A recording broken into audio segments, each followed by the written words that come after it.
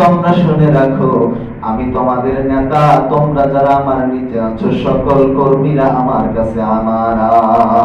সুবহানাল্লাহ।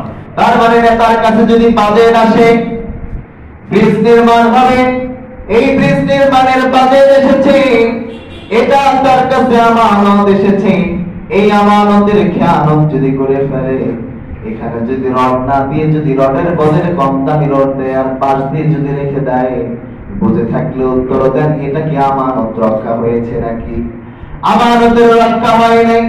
তার মানে যেই সমাজের মধ্যে আমানতের রক্ষা হবে না, এমন কোন ব্যক্তি সমাজের মধ্যে দেখেছি তার কাছে 5,000 যদি আমানত রাখা হয়, আমানত রাখলে কয়েকদিন পর এসে যদি চাওয়া হয়, সেই আমানতের টাকাটা অনেকে ফেরত দিতে চায় না, নিজের মনে করে ফেলে।